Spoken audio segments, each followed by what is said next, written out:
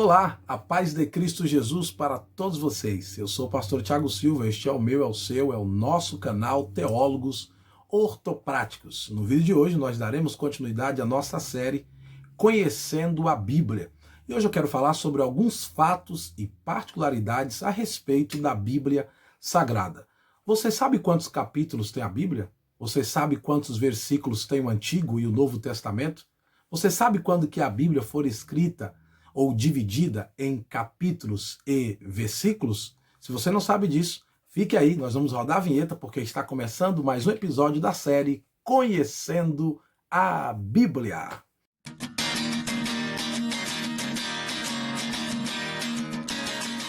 O teólogo ortoprático, venha! Muito bem, pessoal, no vídeo de hoje nós estaremos dando continuidade à nossa série e eu quero falar com vocês a respeito desses fatos e particularidades no que tange às Escrituras. Originalmente, a Bíblia não fora escrita com a divisão de capítulos e versículos. A divisão de capítulos se deu em 1250 pelo cardeal Hugo de Saint-Ché, um abade dominicano e estudioso das Escrituras. A divisão em versículos já se deu em duas etapas. A primeira etapa se deu em 1445 pelo Rabi Natan e a segunda etapa se deu em 1551 por Robert Stevens. Robert Stevens era um impressor em Paris e ele aproveitou o ensejo que já havia sido inventado, o prelo, por Gutenberg na Alemanha em 1452 na cidade de Maine, e então ele escreve a primeira edição da Bíblia Sagrada, conhecida como Vulgata Latina, em 1555. Quantas imperfeições das divisões de capítulos e versículos!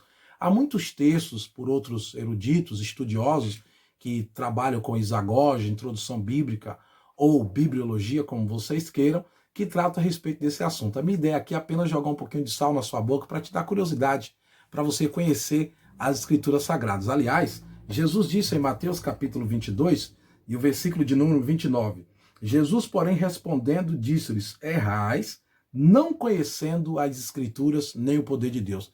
É de suma importância ao cristão ter conhecimento das Escrituras, tanto na sua parte estrutural, quanto na sua parte documental. Conhecer o texto bíblico, conhecer as línguas originais da Bíblia é de suma importância para todo cristão. Então vamos a alguns fatos e particularidades a respeito das Escrituras.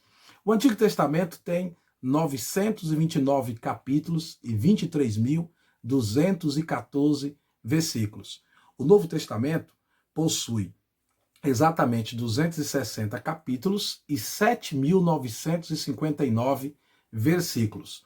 Até o ano de 2005, segundo algumas pesquisas, das 6.500 línguas existentes no mundo, a Bíblia já havia sido traduzida para 2.377 línguas. Isso cumpre a palavra de Jesus em Marcos 16 e 15, quando ele disse: ide por todo mundo, pregai o evangelho a toda criatura. A Bíblia tem pregado ao mundo inteiro. Qual é o maior livro da Bíblia? O maior livro da Bíblia é o livro dos Salmos.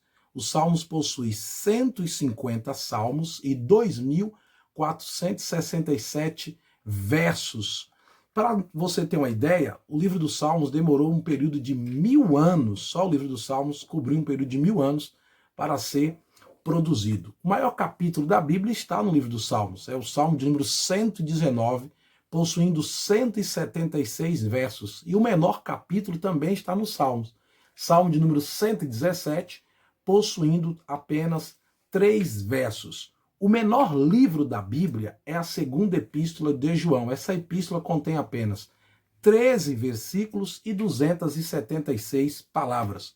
O menor versículo da Bíblia vai depender muito da tradução. Se for a versão Almeida Revista e Corrigida, é Êxodo capítulo 20, versículo 13. Já na Almeida Revista e Atualizada, é Jó capítulo 3, versículo 2, contendo apenas 7 letras. O maior versículo da Bíblia é Esther, capítulo 8 e o versículo 9. E só para lembrar, a Bíblia foi produzida num período de 1.600 anos ou 16 séculos por cerca de 40 a 45 autores de variados lugares, variadas profissões, mas esses homens falaram inspirados, segundo a Epístola do Apóstolo Pedro, capítulo 1, versículo 21.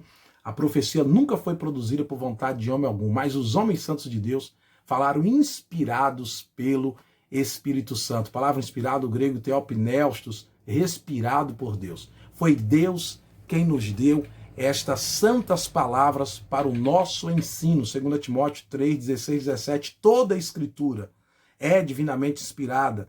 Escrita foi para nos instruir, para nos exortar, para nos corrigir, para que nós possamos ser perfeitos e perfeitamente aprovados para toda boa obra que Deus coloca em nossas mãos.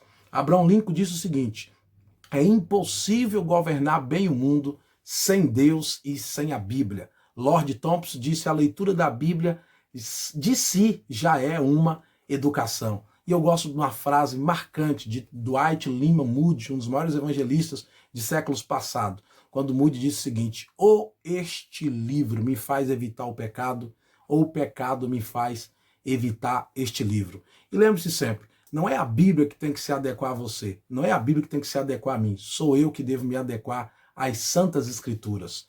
Vamos lembrar do que disse o grande reformador Martinho Lutero e todos aqueles que vieram logo após a reforma, os solas da reforma. E um dos solas foi sola scriptura, somente a Escritura.